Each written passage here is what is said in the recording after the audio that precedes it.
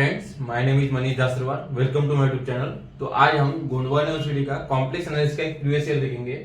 ठीक है, तो क्वेश्चन है, if f of z is an analytic function with constant modulus then show that f of z is constant. ठीक है, then show that f of z is constant. ठीक है, तो अभी आप देख सकते हैं क्वेश्चन में हमें देखे क्या है, if f of x is analytic function, मतलब एफ ऑफ जेड जो है function F of Z is equal to u plus iota v is analytic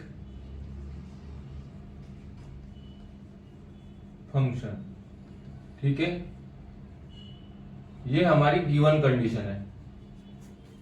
ठीक है, f of z is analytic function with constant modulus. ठीक है, अगर ये analytic function होगा तो हमारी जो नेसेसरी कंडीशन होती है एनालिटिक फंक्शन होने की, वो होती है सीआर इक्वेशन। मतलब आप इससे ये कह सकते हैं सीआर इक्वेशंस आर सेटिस्फाइड। ठीक है, सीआर इक्वेशंस आर सेटिस्फाइड। ठीक है, तो अभी आप देखिए सीआर इक्वेशंस क्या होते हैं हमारे, ux is equal to v y and ui is equal to minus v x. मतलब आप ऐसे भी लिख सकते हैं del u over del x is equal to del v over del y and del u over del y is equal to minus del v over del x. ठीक है, ये होते हैं हमारे सीआर इक्वेशन। ये सेटिस्फाई हो गए। हम सिर्फ क्या कर रहे हैं, गिवन कंडीशन का यूज करके इसको एफ ऑफ जेड ये कांस्टेंट है ये प्रूव कर रहे हैं। ठीक है, तो अभी आगे क्या करेंगे, अभी देखिए f of z is a constant function, हमने इसका तो यूज कर लिया विथ कांस्टेंट मॉडुलस, मतलब जो मॉडुलस है वो भी कांस्टेंट है। तो कॉम्प्लेक्स एनालिसिस का मॉड क्या होता है, mod of f of z is equal to u square plus v square, मतलब इस टर्म का स्क्वायर प्लस इस टर्म का स्क्वायर, ये हमारा मॉड की वैल्यू हो जाती है। ठीक है, या आप डायरेक्ट ऐसे मत लिखिए, पहले आयोटा वी कर दीजिए, बाद में u square plus v square लिख लीजिए। ठीक है, एफ ऑफ जेड, और ये किसके बराबर है, कांस्टेंट मॉडुलस, मतलब जो इसकी वैल्यू है u square plus v square की, ये कुछ तो भी कांस्टेंट है। ठीक है, इसे हम 2 नाम देते हैं, इसे हम 1 इक्वेशन कंसीडर कर देते हैं। ठीक है, तो ये कहां से लिया हमने, क्वेश्चन से, क्योंकि विथ कांस्टेंट मॉडुलस, मतलब मॉडुलस जो हमारा कांस्टेंट है। ठीक है, वेरिएबल टर्म आ ही नहीं थी उसमें। ठीक है, तो अभी क्या करिए, differentiate partially with respect to x and Y.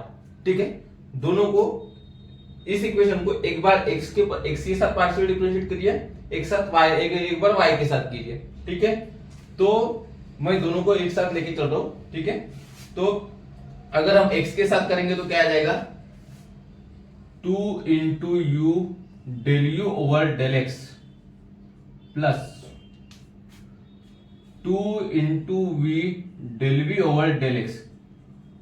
Constant का डेरिवेटिव क्या होता, 0 होता। ठीक है, 2 कट जाएगा, तो u del u over del x plus v del v over del x is equal to 0।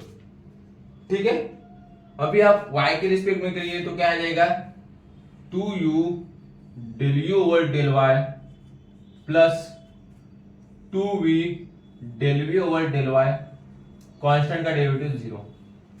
ठीक है, 2 कैंसिल हो जाएगा तो क्या आ जाएगा, u del u over del y plus v del v over del y is equal to 0। ठीक है, ये हो गई हमारी 2 इक्वेशन। इसे हम इक्वेशन 3 कंसीडर कर देते हैं, इसे 4।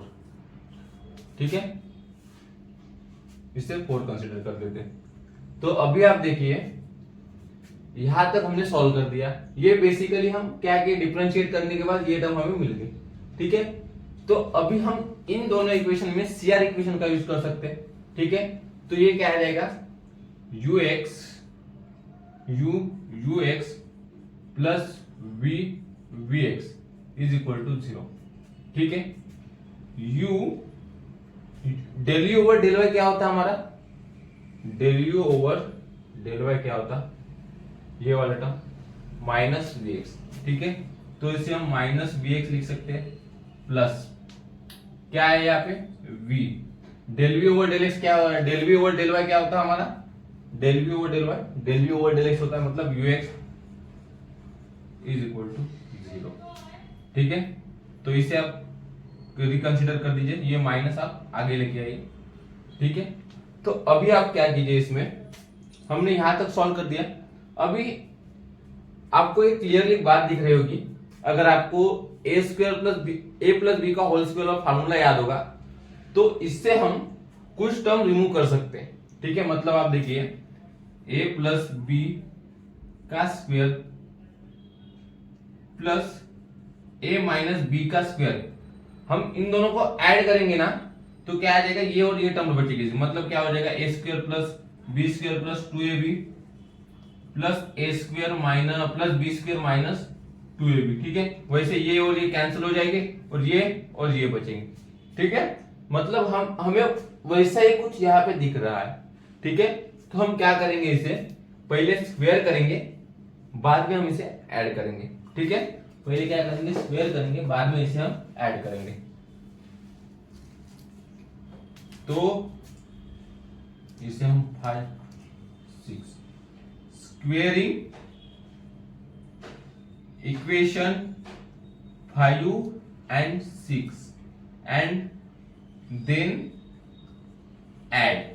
ठीक है, मतलब हम पहले स्क्वायर करेंगे, बाद में ऐड करेंगे, तो क्या आ जाएगा, u x plus v x का square plus minus u v x plus v u x का स्क्वायर इज इक्वल टू 0। ठीक है, इतना आ गया। अभी मैं यहाँ पे मिटा देता हूँ, यहाँ पे और यहाँ पे लिख लेता हूँ। ठीक है,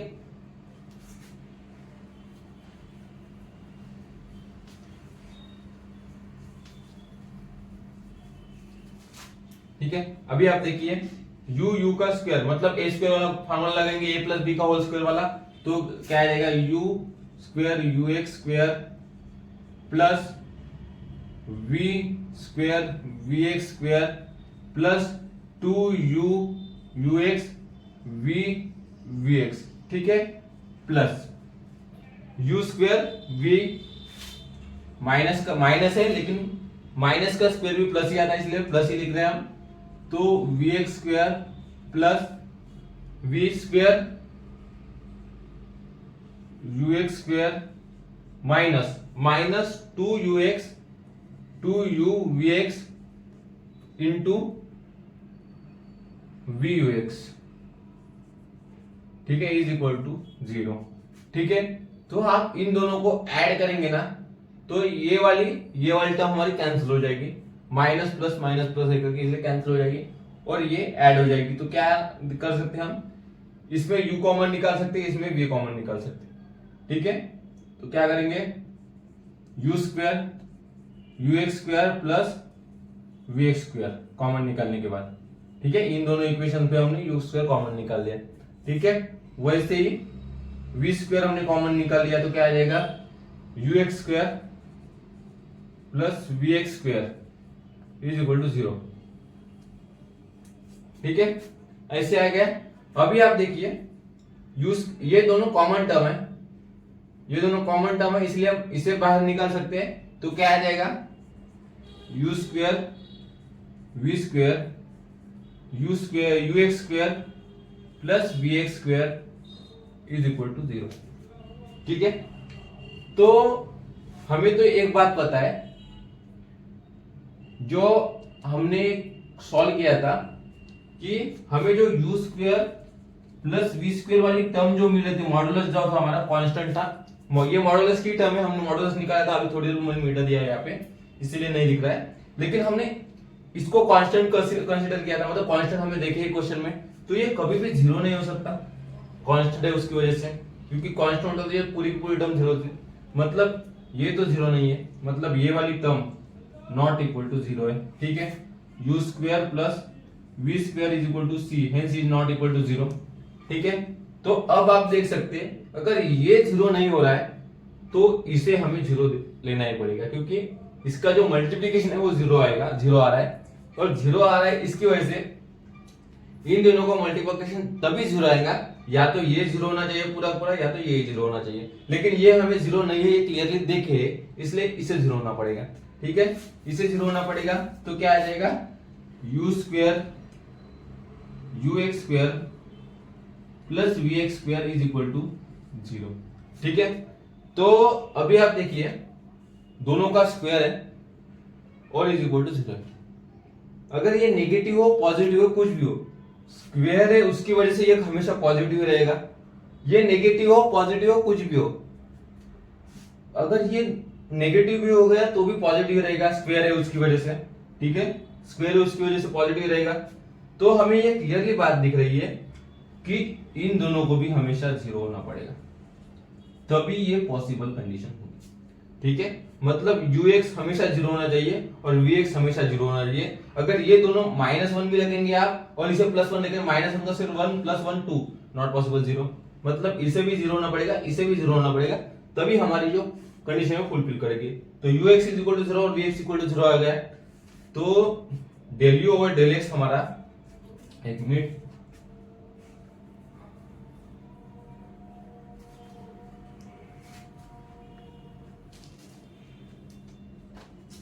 तो हमारा ux इज इक्वल टू 0 और vx इज इक्वल टू 0 आ गया हमारा। ठीक है, ux is equal to 0, vx is equal to 0 आ जाएगा हमारा।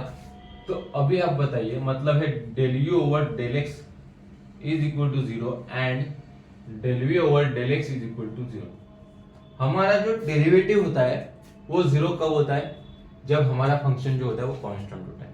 ठीक है, हमारा जो फंक्शन है वो कांस्टेंट होता है। आप कह सकते हैं सर, मतलब ये यहाँ पे अगर हम कुछ पॉइंट रखेंगे, मतलब 2x माइनस 4x वैसा कुछ टर्म रखेंगे और बाद में हम उसमें वैल्यू पुट करेंगे x इज इक्वल टू 0, तब भी ऐसे, लेकिन यहाँ पे हम वैल्यू कुछ पुट नहीं कर रहे, मतलब ना तो x की वैल्यू कुछ पुट कर रहे हैं ना कंसीडर कर रहे हैं। ठीक है, लेकिन हमें फिर भी 0 मिल रहा है, इसी वजह से ये हमेशा क्या हो जाएगा, u प्लस आई वी, जो हमारा एफ ऑफ जेड है, f of z is equal to u plus iota v is equal to constant, hence u। ठीक है, समझ में है? बेसिकली हमने क्या किया इसमें, जो हमें दो कंडीशन देखी थी, F of z is analytic function with constant modulus, ये दोनों कंडीशन का यूज करके हमने ये पूरा का पूरा प्रूफ कर लिए। ठीक है, तो ये हो गया हमारा पहला क्वेश्चन। अभी हम होमोजेनियस के ऊपर कुछ क्वेश्चन करेंगे। ठीक है, आज का हमारा दूसरा क्वेश्चन है, show that u is equal to 2x minus x cube plus 3xy square is harmonic and find this harmonic conjugate function, hence find the analytic function f of z is equal to u plus i। ठीक है, तो ये हमारा question है। तो सबसे पहले मैं हार्मोनिक फंक्शन मतलब क्या होता है बता देता हूँ। हार्मोनिक फंक्शन मतलब ऐसा एनालिटिक फंक्शन जो कि u(x)(x) plus u(y)(y) is equal to 0 और v(x)(x) plus v(y)(y) is equal to 0। अगर ऐसी कंडीशन को फॉलो कर रहा है तो हमारा जो फंक्शन है वो एनालिटिक हो जाएगा। ठीक है, अगर ये कंडीशन फुलफिल कर रहा है दोनों से, तो हमारा जो फंक्शन है वो एनालिटिक हो जाएगा, सॉरी हार्मोनिक हो जाएगा। ठीक है, तो अभी हम इसे देखते हैं ये हो रहा है कि नहीं वैसे। ठीक है, तो u इज इक्वल टू क्या है हमारा, 2x minus x cube plus 3xy square. ठीक है, del u over del x क्या आ जाएगा फिर यहाँ से, 2 minus 3x square plus derivative of x क्या आ जाएगा, 3y स्क्वायर। ठीक है, डबल डिफरेंशिएट करेंगे तो क्या आ जाएगा, del square u upon del x square is equal to 2 का derivative 0 minus 3 into x square 6x plus इसका क्या आ जाएगा 0, तो हमारी टोटल टर्म क्या आ जाएगी 0 6x। ठीक है, वैसे ही हम y के रिस्पेक्ट में करेंगे तो क्या आ जाएगा, del u over del y is equal to 6xy। ठीक है, del square u over del y square is equal to 6 x. देखिए ये तो एक्स के तो पार्शियल ले रहे हैं हम, इसलिए ये तो दोनों तो जीरो आ जाएगा और इसका 6 वाई आ जाएगा, फिर एक बार लेंगे तो 6 आ जाएगा। ठीक है, तो अभी हम इसे और इसे ऐड कर देंगे तो क्या आ जाएगा, u x x plus u y y is equal to -6x plus 6x is equal to 0। ये कंडीशन हमारी फुलफिल हो रही है तो हमारा फंक्शन जो है हार्मोनिक हो जाए। ठीक है, तो अभी क्या करना है, एक तो हो गया हमारा हार्मोनिक शो हो गया, find its harmonic conjugate function. ठीक है, तो हार्मोनिक कॉन्जुगेट फंक्शन निकालने के लिए क्या करना पड़ेगा हमें, अभी देखिए अभी क्या करना पड़ेगा, मिलनेज मेथड का यूज करना पड़ेगा यहाँ पे। ठीक है, मिलनेज मेथड का यूज करने के लिए क्या करना पड़ेगा, अभी आप देखिए u है तो इसका del u over del x क्या आ जाएगा, 2 minus 3x square plus 3y square. यहां पे आप x की जगह 0 पुट कर दीजिए, सॉरी y की जगह 0 पुट कर दिए, क्या आ जाएगा, del u over del x 0 क्या आ जाएगा, 2 माइनस 3x स्क्वायर। ठीक है, 2 माइनस 3x स्क्वायर आ जाएगा। अभी आप देखिए ये हो गया, अभी जो del u over del y है वो निकाल लीजिए, क्या आ जाएगा 6xy। यहां पे भी x की जगह सॉरी y की जगह 0 पुट कर दीजिए, y is equal to 0, y is equal to 0। ठीक है, y is equal to 0 put कर देंगे तो ये हमारा 0 आ जाएगा। ठीक है, बेसिकली हम एक फंक्शन क्रिएट कर रहे हैं, ये एक मेथड होगी। दूसरी मेथड भी मैं बताऊंगा, वो तो लॉन्ग है लेकिन वो थोड़ी लेंदी भी है लेकिन इजी है इससे। ठीक है, तो देखिए कैसे करेंगे, ये हो गया, अभी ये हमारी टर्म 0 आ गई। ठीक है, तो अभी हम इसे बाय मिलनेज मेथड सॉल्व करेंगे। मिलनेज मेथड बाय मिलनेज मेथड ठीक है, बाय मिलनेज मेथड तो क्या आ जाएगा, मिलनेज मेथड क्या होता है, f of z is equal to phi of z1 0 minus iota integration of, या फिर आप इसे टोटल ले लीजिए, phi of z 0 phi 2 plus c। ठीक है, इतना आ गया। तो अभी आप देखिए ये हमारी टर्म क्या आ गई 0, ये वाली टर्म होती है, फाई 1 वाली ये वाली, और फाई 2 वाली हमारी ये टर्म होती है।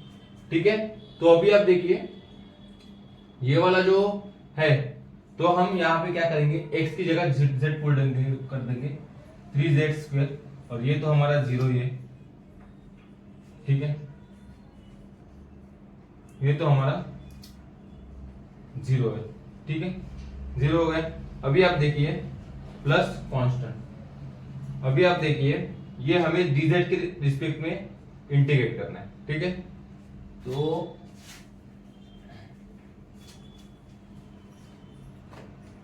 f of z is equal to 2 minus 3z square dz। ठीक है, ये हो गया, ये आगे की टर्म तो 0 है तो क्या आ जाएगा 2z माइनस z स्क्वायर का इंटीग्रेशन क्या आ जाएगा, z cube by 3 cancel plus constant, तो f ऑफ z क्या आ गया हमारा 2z minus z cube plus c, constant मतलब कांस्टेंट। ठीक है, ये हो गया हमारा find the analytic function f of z equal u plus iv, मतलब u प्लस iv के फॉर्म में ये क्वेश्चन है हमारा। ठीक है, तो ये हो गई हमारी फर्स्ट मेथड। अभी हम दूसरी मेथड देखेंगे। ठीक है, दूसरी मेथड देखेंगे तो क्या आएगा दूसरी मेथड में,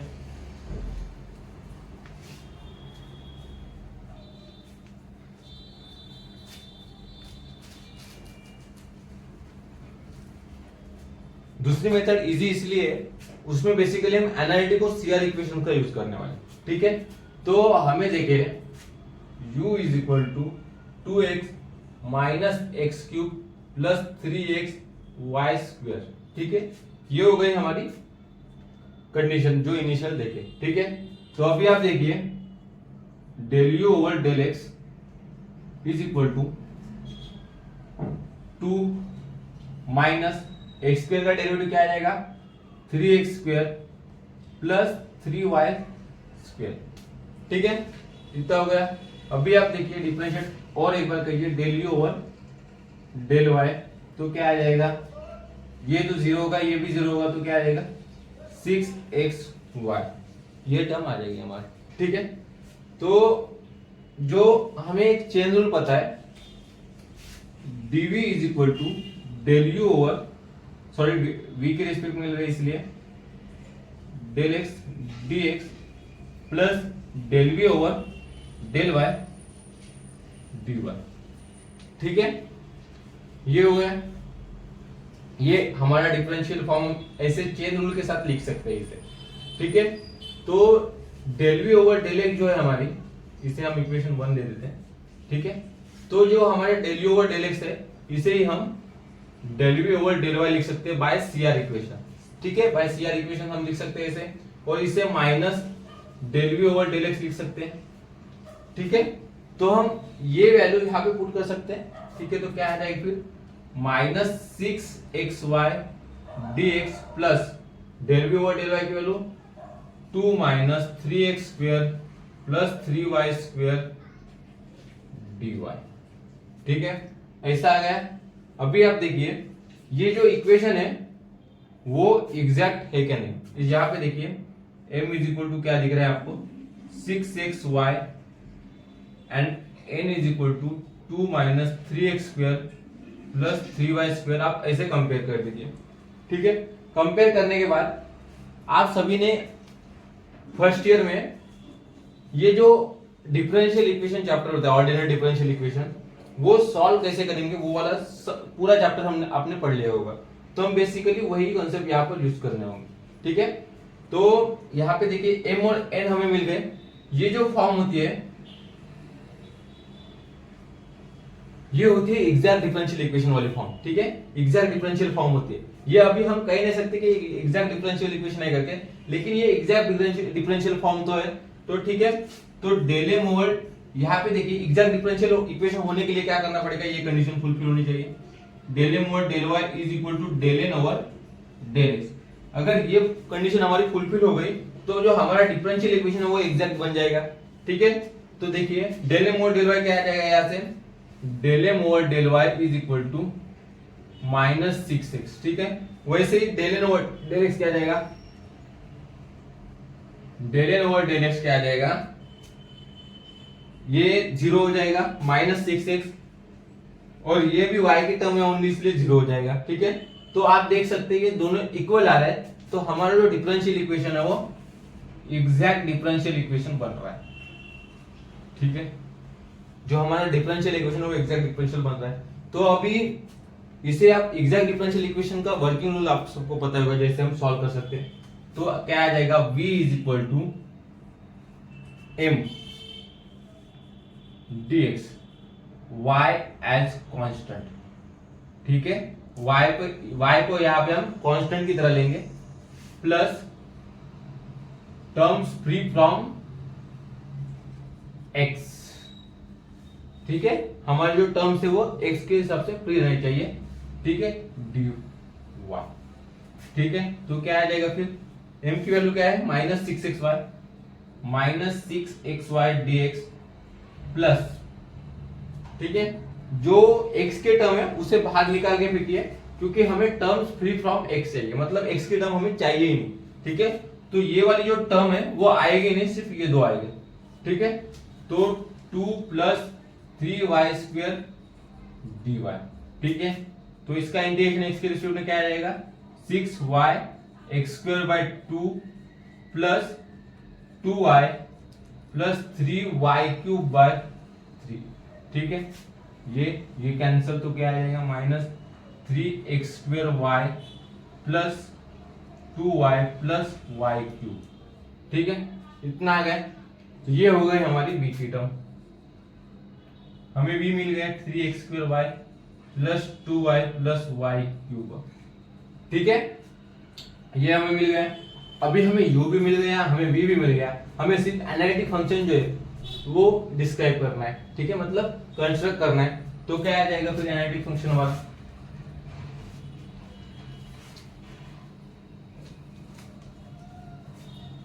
तो देखिए f of z is equal to u क्या है 2x minus x cube plus 3xy square plus iota v की वैल्यू क्या है यहाँ पे minus 3x square y plus 2y plus y cube.